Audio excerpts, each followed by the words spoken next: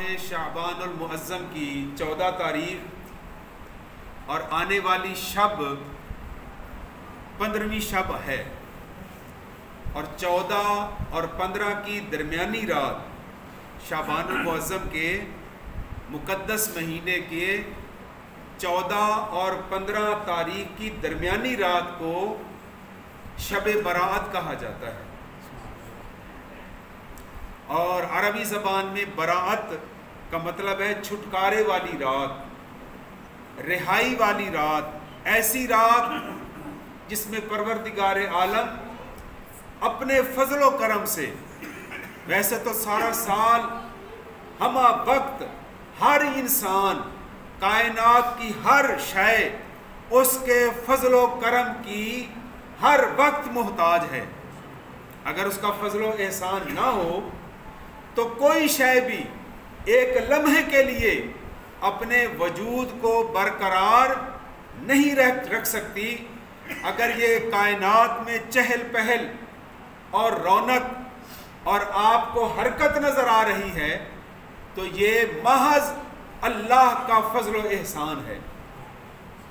سارا سال ہم وقت اس کے فضل و کرم کی ہمیں احتیاج رہتی ہے، لیکن اللہ تعالیٰ نے اپنے فضل و کرم سے، اپنے ذمہ کرم پر، ہمارا استحقاق نہیں ہے، اس نے اپنے ذمہ کرم پر سال میں چند راتیں ہمیں ایسی بھی عطا فرمائی ہیں کہ وہ وقت کے حساب سے، ڈیوریشن کے حساب سے وہ بھی باقی سال کی دوسری راتوں کی طرح راتیں ہی ہوتی ہیں، لیکن ان راتوں میں اللہ تعالیٰ کی رحمت اپنی مخلوق سے اور اپنے خاص طور پر اہل ایمان کے اتنے قریب آ جاتی ہے۔ ارشاد ہوتا ہے کہ اس رات جو بندہ عبادت میں مصروف ہو جائے، اللہ پاک اس کو سارے سال کی عبادت کا ثواب عطا فرما دیتا ہے، اس پر اپنا فضل و احسان فرما دیتا ہے، اس کی غلطیوں، کوتاہیوں اور گناہوں کو معاف فرما دیتا ہے۔ تو ان راتوں میں سے یہ رات ہے جسے شب برات کہا جاتا ہے۔ اور اس رات، جس طرح شب معراج ابھی پچھلے مہینے میں گزری، اور شب عاشور 10 محرم والی رات، اسی طرح یہ شب برات ہے، اور رمضان شریف میں لیلۃ القدر، شب قدر آنے والی ہے۔ اور ایک اور رات بھی ہے جب حجاج کرام عرفات میں جا کر خطبہ سنتے ہیں، وہ رات بھی بڑی برکتوں اور شانوں والی رات ہوتی ہے۔ تو یہ پاکیزہ اور مقدس راتوں میں سے یہ رات جسے شب برات کہا جاتا ہے، اس کا تذکرہ بھی قرآن مجید فرقان حمید کی سورہ دخان میں اللہ پاک نے ارشاد فرمایا ہے۔ اور عربی زبان میں دخان دھوئیں کو کہتے ہیں، کیونکہ قیامت والے دن دھواں ہی دھواں نظر آئے گا، اور اس میں سورت میں اللہ پاک نے اس کا تذکرہ فرمایا ہے، اس لیے اس سورت کا نام ہے سورہ دخان۔ اور اسی کی یہ آیت کریمہ ہے جس میں اللہ تبارک و تعالیٰ نے ارشاد فرمایا فیہا یفرق کل امر حکیم۔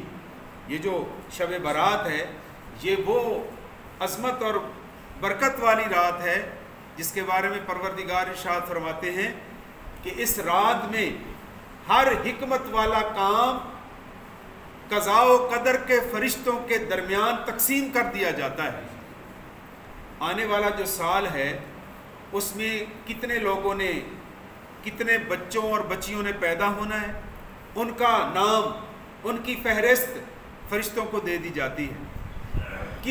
کن کن لوگوں نے موت کو چکھنا ہے، ان کی فہرست دے دی جاتی ہے۔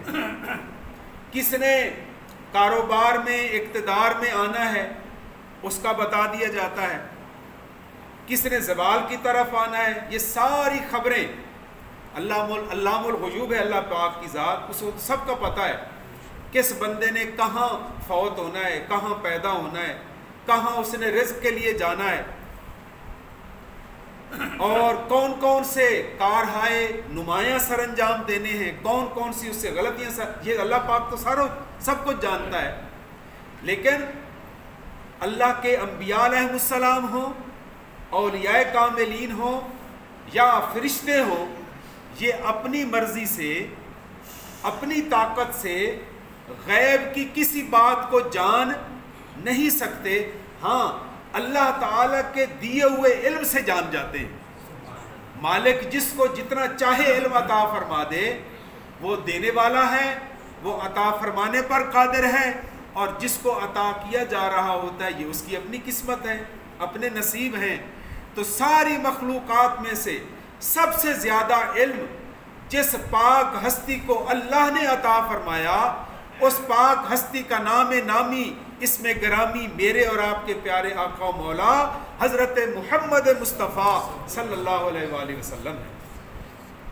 اتنا علم عطا فرمانے کے بعد بھی اللہ پاک نے اپنے محبوب سے یوں ارشاد فرمایا، اے میرے محبوب وَقُلْ رَبِّ زِدْنِي عِلْمًا، آپ ہر وقت مجھ سے یہ دعا کرتے رہا کریں کہ اے میرے اللہ میرے علم میں اضافہ فرما. جب حضور کو یہ حکم دیا جا رہا ہے تو ہم بھی حضور کے نام لیوا ہیں، ہمیں بھی ہر وقت اپنے علم میں اضافے کے لیے کوشش اور جد و جہد کرنی چاہیے. علم کیسے حاصل ہوتا ہے؟ اس کے کئی طریقے ہیں. استاد محترم کے سامنے باادب بیٹھ کر بھی علم حاصل کیا جاتا ہے، کتابوں سے خود پڑھ کر بھی علم حاصل کیا جا سکتا ہے. اگر آپ کو پڑھنے کی فرصت نہیں ہے تو کسی مرد درویش کی مجلس میں بیٹھ کر، ان کی صحبت میں بیٹھ کر ان سے بھی علم پڑھا تو نہیں جائے گا، سنا جائے گا. تو آپ ان کانوں کے ذریعے سے بھی علم حاصل کر سکتے ہیں، آنکھوں کے ذریعے. یہ اللہ نے ہمیں حواس عطا فرمائے ہیں. تو ہر وقت علم کی جستجو میں رہنا چاہیے. اور حضرت مجدد الفسانی، حضرت مجدد الفسانی شیر ربانی، حضرت شیخ احمد سرہندی فاروقی سلسلہ عالیہ نقشبندیہ کے بڑے بزرگ حضرت مجدد الفسانی فرماتے ہیں کہ جتنے بھی انبیاء دنیا میں تشریف لائے وہ اللہ کی کسی نہ کسی ایک صفت کا مظہر بن کر تشریف لائے. اور مظہر کا کیا مطلب ہے؟ جس سے اللہ کی کوئی صفت اور اس کا جلوہ ظاہر ہو، اس کو مظہر کہا جاتا ہے.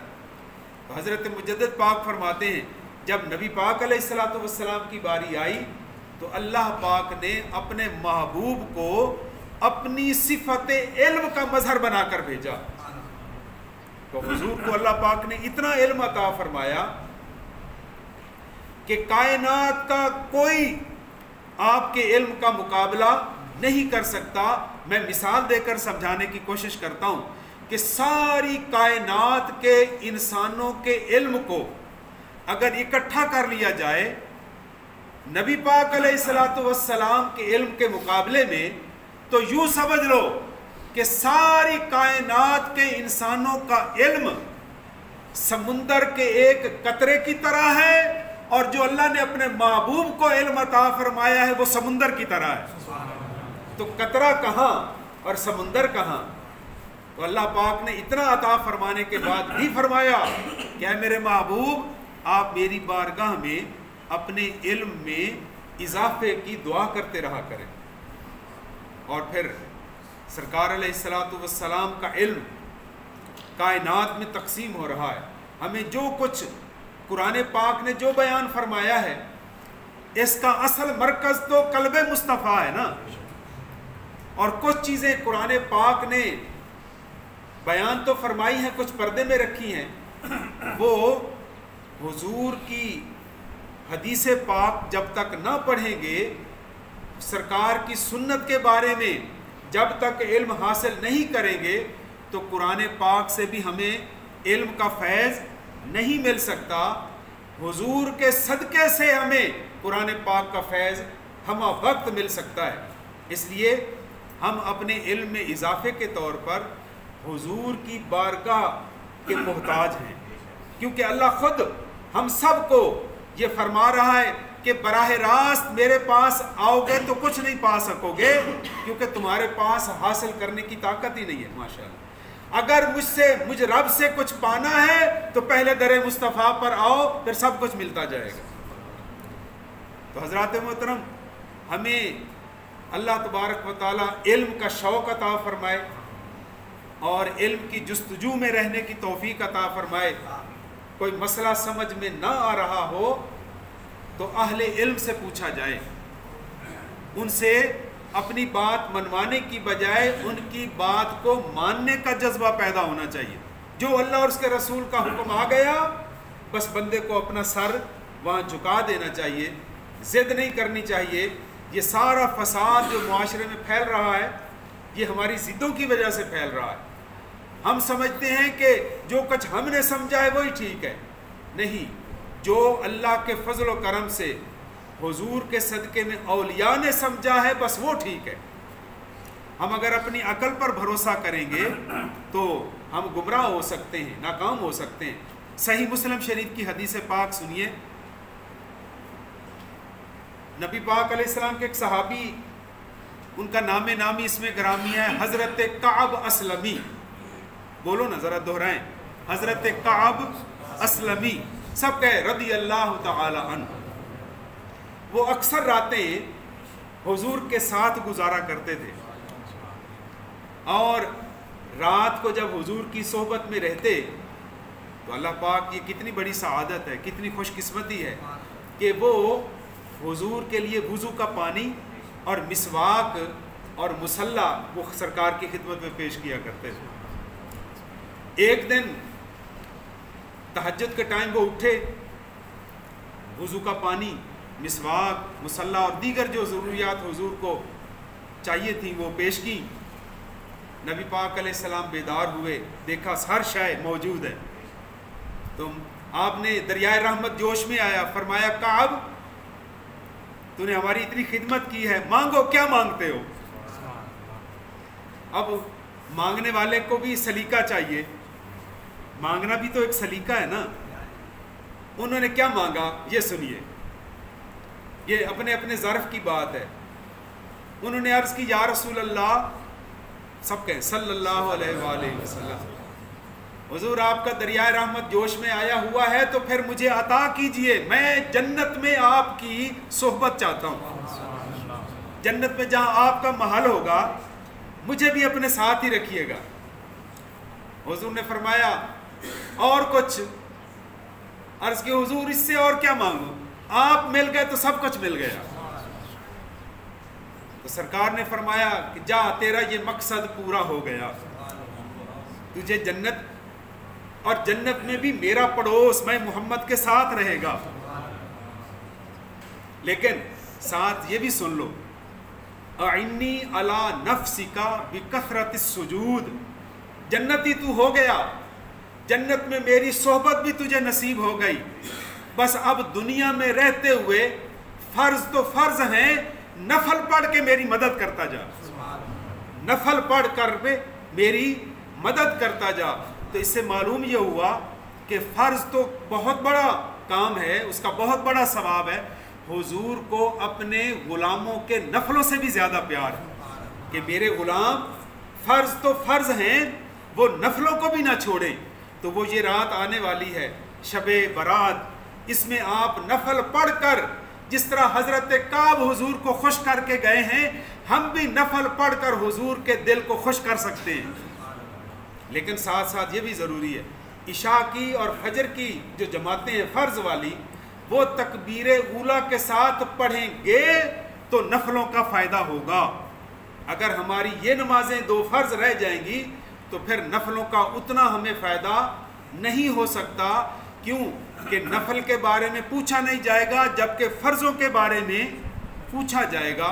اس لیے میں تمام حضرات سے یہ گزارش کرتا ہوں، اپنے اپنے گھروں میں جا کر اپنی خواتین کو، اپنے بچوں کو آج کی رات جاگ کر جتنی دیر آپ کو طبیعت اجازت دے نفلوں میں گزاریں تاکہ حضور کا دل خوش ہو جائے۔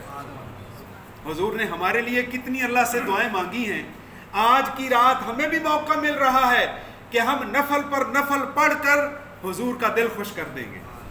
حضور خوش ہو جائیں گے اپنے روضہ اقدس میں کہ فلاں کے بیٹے نے آج اللہ کی عبادت کر کے میں محمد کو خوش کر دیا.